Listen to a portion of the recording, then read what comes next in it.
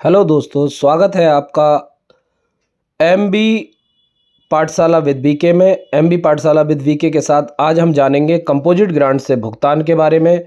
Composite grant 22-23 में जो हमारा पीपीए जनरेट कैसे किया जाता है और उसे बैंक में जमा करने की पूरी प्रोसेस, साथ ही क्रिएट मैनेज वेंडर एक्सपेंडिचर और कैसे क्रिएट करें और कैसे अप्रूव करें, जान लेते हैं। पीएफएमएस क्या है? पीएफएमएस है पब्लिक फाइनेंस मैनेजमेंट सिस्टम, एक वेब आधारित पोर्टल है जिसका मुख्य उद्देश्य भारत सरकार की सभी योजनाओं के तहत जारी धनराशि के अंतिम उपयोगकर्ता की सुविधा, ट्रैकिंग और निगरानी करना है।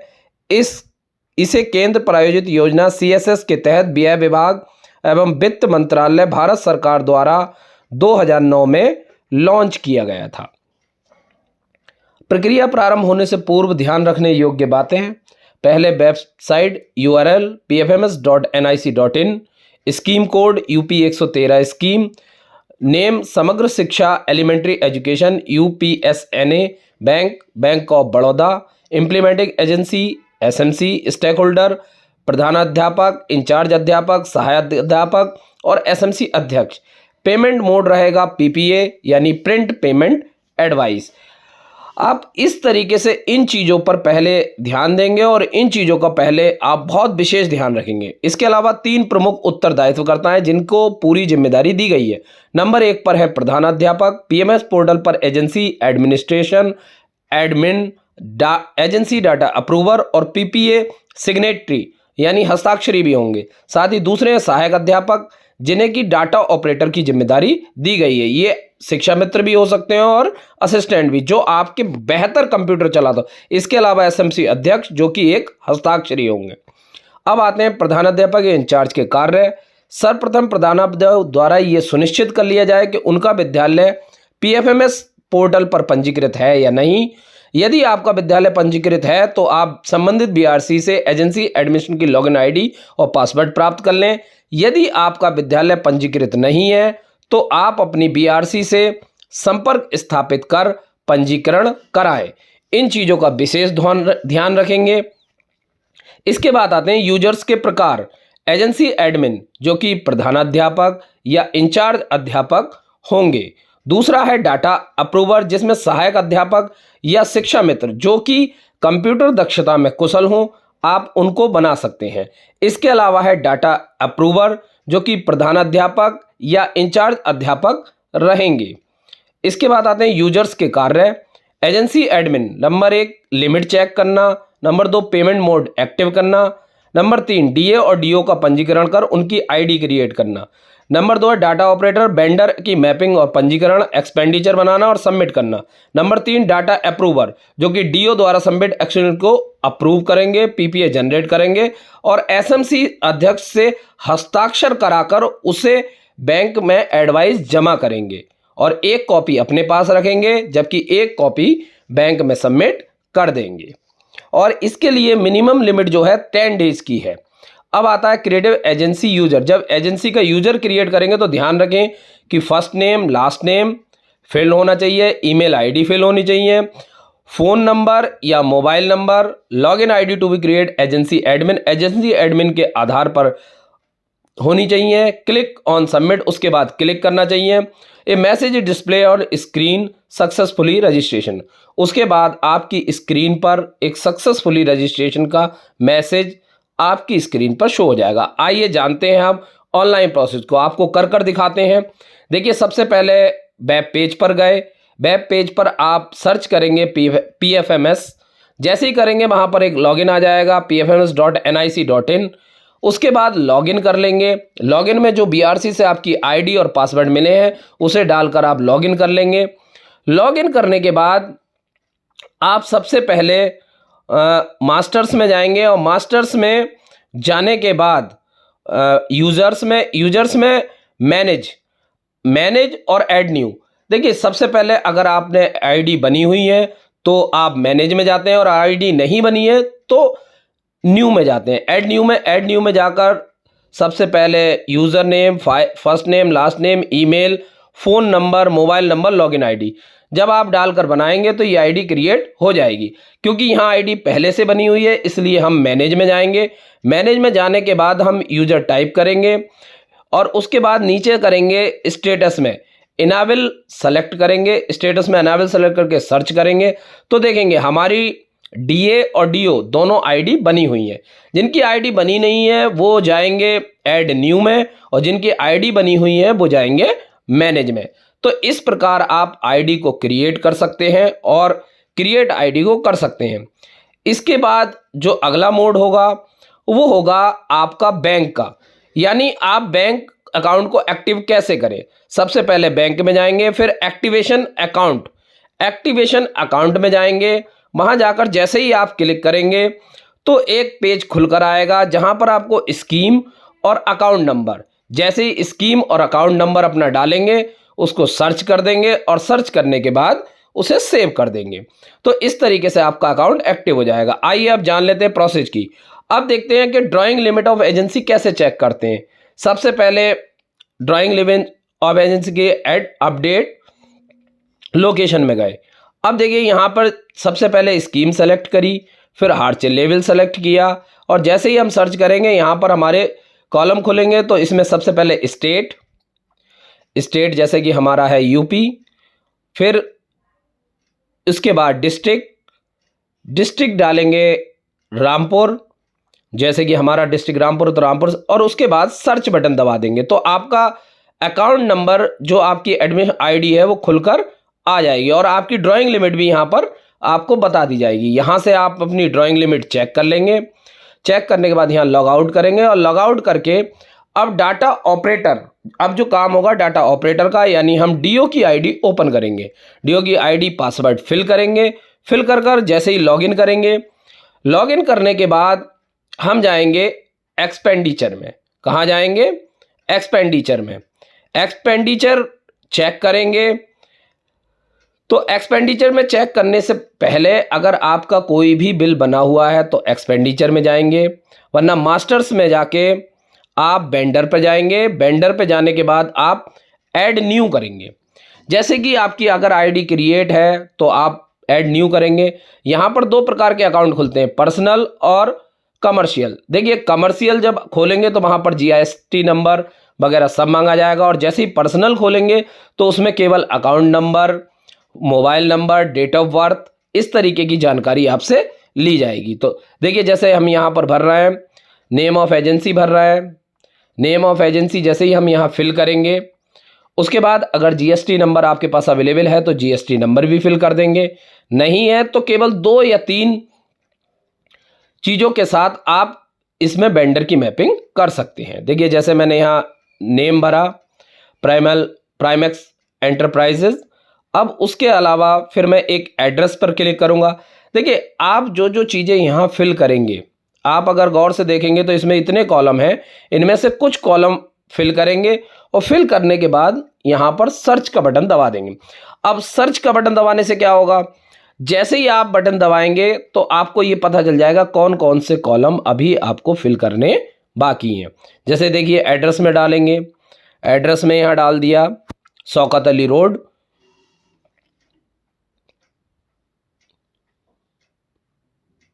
उसके बाद देखिए सेलेक्ट बैंक,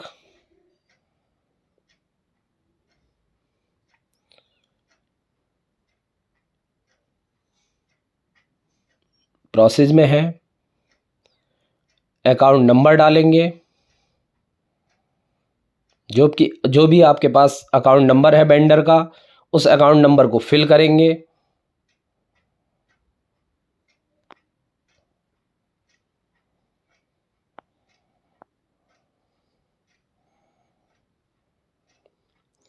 फिल करने के बाद सेव बटन दबाएं। अब देखिए जैसे मैंने सेव दबाया, यहाँ पर मुझे रिक्वायर है सिटी की, तो सिटी में मैं अपनी सिटी का नाम डाल देंगे।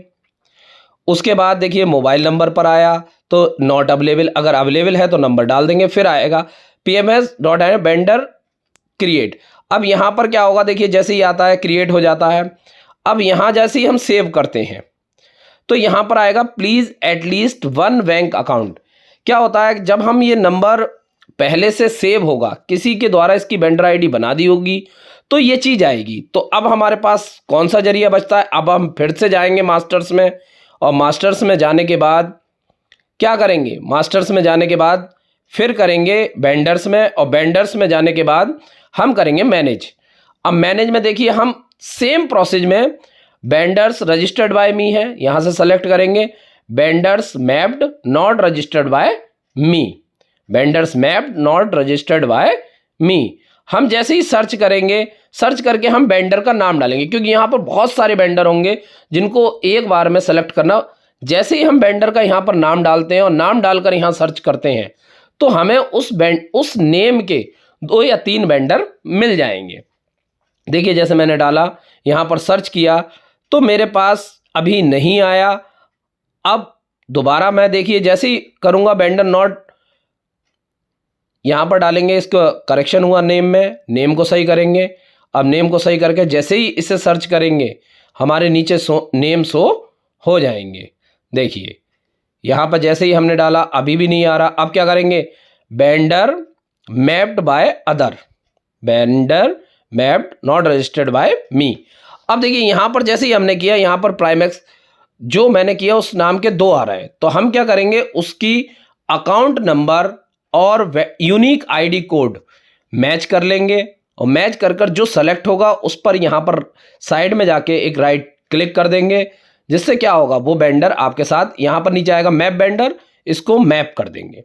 अब देखिए जैसे यहाँ पर मैप वेंडर हो जाएगा, मैप वेंडर पे यहाँ क्लिक करेंगे, प्रोसेसिंग में है।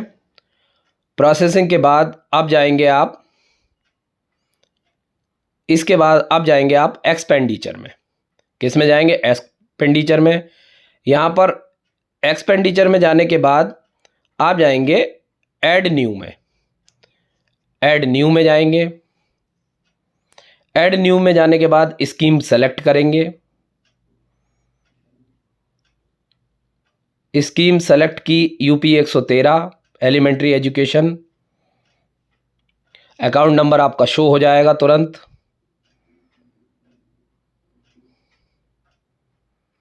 लेटर ऑर्डर नंबर, देखिए ये जो एक रजिस्टर होगा जिसमें आपने सीरियल नंबर जो बनाया होगा उसमें डालेंगे, तो ये एक सीरियल नंबर जो कि आपको अपने रजिस्टर में भी नोट करके रखना है। ये डालेंगे। वेंडर नेम आएगा, देखिए वहाँ पर वेंडर नेम डालेंगे। वेंडर नेम जैसे जो भी आपने जिस दुकानदार से लिया है उसका एक निश्चित कंपनी या फर्म का जो नाम होगा वहाँ नाम डालेंगे। यहाँ पर देखिए सेलेक्ट वेंडर का एक आइकन होगा, यहाँ से जो भी आपके मैप्ड वेंडर होंगे वो आपके कॉर्नर पर शो हो जाएंगे। कॉर्नर पर जैसे ही वो वेंडर शो होंगे उनमें से जिस वेंडर को होगा आप सेलेक्ट कर लेंगे।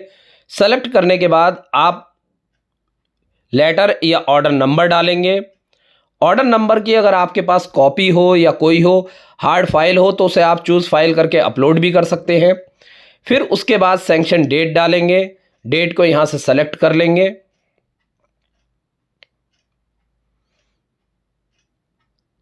डेट सेलेक्ट करेंगे, फिर टोटल अमाउंट, देखिए यहाँ पर फिर टोटल अमाउंट फिल करेंगे। याद रखिएगा जितना आपका अमाउंट बैलेंस है, अवेलेबल अमाउंट से ज़्यादा अमाउंट यहाँ पर फिल नहीं कर सकते। तो आपके पास जो अवेलेबल अमाउंट है उससे कम या उसके बराबर आप यहाँ फिल कर सकते हैं। तो देखिए अमाउंट यहाँ फिल करेंगे नीचे वाले कॉलम में, टोटल अमाउंट में।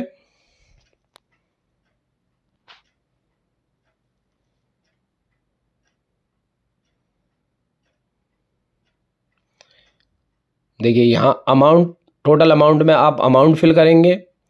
अमाउंट फिल करने के बाद नरेशन डालेंगे, bill pass for payment, bill pass for payment.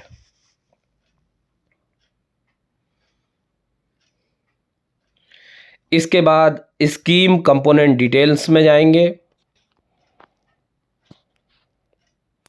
और रेवेन्यू को सेलेक्ट करेंगे। किसे सेलेक्ट करेंगे? रेवेन्यू को। रेवेन्यू को सेलेक्ट करने के बाद सेलेक्ट स्कीम करेंगे। स्कीम में आप समग्र शिक्षा करेंगे।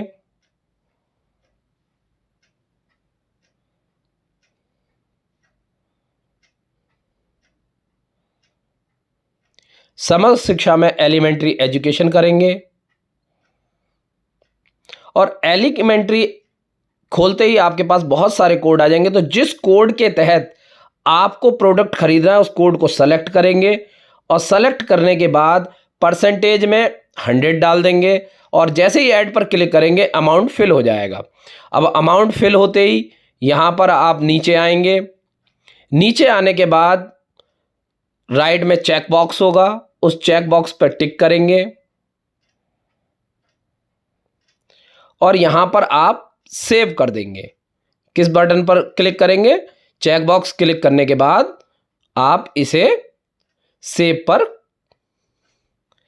क्लिक कर देंगे। जैसे ही आप इस सेव बटन को क्लिक करते हैं तो आपके पास और डिटेल भरने के लिए आ जाएगी। देखिए ये आपका एक जो वाउचर नंबर है वो सेव हो जाएगा, उसको नोट कर कर रखना है। इसके बाद फिर नीचे की तरफ आएंगे, फिर यहाँ पर देखिए ये पूछेगा तो यहाँ पर यस करेंगे। यस करने के बाद फिर एक कॉलम खुलेगा, यहाँ पर इसकी सेलेक्ट करेंगे PPA print payment EPA payment advice, फिर खुल जाएगा यहाँ पर एक। इसके बाद इसमें आप नरेशन डालेंगे बिल पास फॉर पेमेंट या pass for payment, bill pass for payment.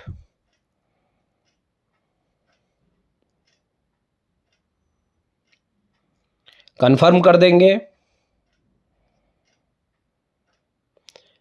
Confirm करने के बाद नीचे आएंगे, यहां पर आएगा सबमिट फॉर अप्रूवल। आप सबमिट फॉर अप्रूवल पर टिक करेंगे।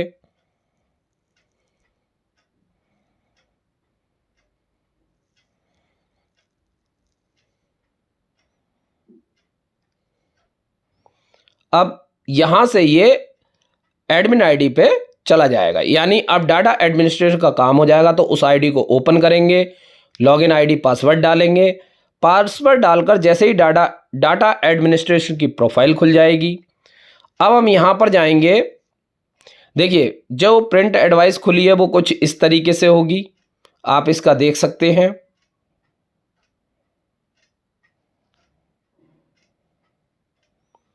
प्रिंट एडवाइस जब हम निकालेंगे तो कुछ इस तरीके से प्रिंट एडवाइस आएगी हमारी।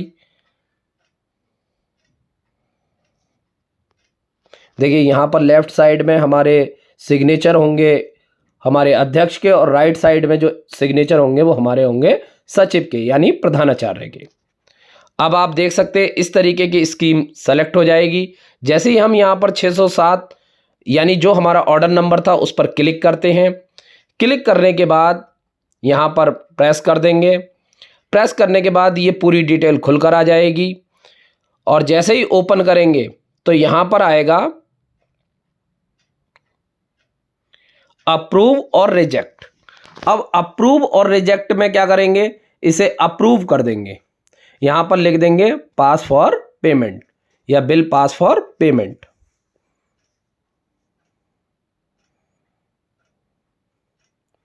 और ये आपका जनरेट हो जाएगा। यहाँ से आप पीपीए जनरेट कर लेंगे, जैसे कि मैंने पीछे दिखाया। प्रिंट पेमेंट एडवाइस पे क्लिक करते ही आपका तुरंत खुलकर आ जाएगा। इसी तरीके से अगर हमारे कोई पुराने बिल पड़े हों तो उन पुराने बिलों का भी हम पीपीए दोबारा जनरेट कर सकते हैं। देखिए कोई बिल हमारा पास होने से रह गया हो तो उसके लिए हम पीपीए कैसे जनरेट करेंगे, तो उसका भी देख लेते हैं। जाएंगे दोबारा, चेक करेंगे। अब देखिए एक एक करके हम चेक कर रहे हैं। अभी डाटा एडमिनिस्ट्रेशन की आईडी पर हैं, तो यहाँ पर जो प्रिंट पेमेंट एडवाइस आती है वो आप यहाँ से डाउनलोड कर लेंगे, क्योंकि ये लैपटॉप स्क्रीन से लिया होगा तो स्क्रीन के ऊपर ड्यूअल स्क्रीन नहीं शो होती है, वरना आपको यहीं पर एक पीपीए दिखाई देता। और उसकी पीडीएफ सेव कर लेंगे, फाइल सेव हो जाएगी। सेव होने के बाद उसे डाउनलोड कर आप उसे निकाल सकते हैं। अब देखिए दोबारा अगर दूसरा बिल भी निकालना है तो हम क्या करेंगे, सेम प्रोसेस अपनाएंगे। सेलेक्ट करेंगे, देखिए एक्सपेंडिचर में जाएंगे, मैनेज में जाएंगे। मैनेज में जाने के बाद स्कीम सेलेक्ट करेंगे। स्कीम सेलेक्ट करते ही अकाउंट आ जाएगा। ऑल पर क्लिक करेंगे। ऑल भरकर यहाँ पर सर्च मार लेंगे। एक बार जो प्रोसेस रह गया था उसे पूरा करते हैं। जैसे ही जाते हैं, अब यहाँ पर हमारे जितने भी हमने अप्रूव जो आए हैं, जो पेमेंट के लिए अप्रूव किए गए हैं, वो ऑर्डर नंबर आ जाएंगे। तो उन ऑर्डर नंबर में से जिस ऑर्डर नंबर को हमें ओपन करना है उस ऑर्डर नंबर पर हम यहाँ पर क्लिक कर लेंगे। किसी भी ऑर्डर नंबर को रैंडमली जो हमारे पास होने से रह गए उनको क्लिक करेंगे। जैसे देखिए यहाँ पर ये क्लिक किया गया तो यहाँ पर आएगा प्रिंट पेमेंट एडवाइस। जैसे ही इस प्रिंट पेमेंट एडवाइस की तरफ आएंगे और इस पर क्लिक करेंगे तो जैसे ही इस पर क्लिक करेंगे एक पॉपअप आएगा। पॉपअप पर जैसे ही ओके करेंगे तो इस तरीके का एक फिर से बनकर आ जाएगा। तो यहाँ से जितने भी हमने पेमेंट बनाए उनकी आईडी हम इसी तरीके से इसमें डिटेल भर देंगे, डेजिग्नेशन, मोबाइल नंबर, एसएमसी का, उसकी मोहर, साइन लगाकर ऐसे ही सचिव के, और इस तरीके से हम ये पूरा कर सकते हैं। Thank you. Please like and subscribe MB पाठशाला विद VK। आप हमारे साथ बने रहे।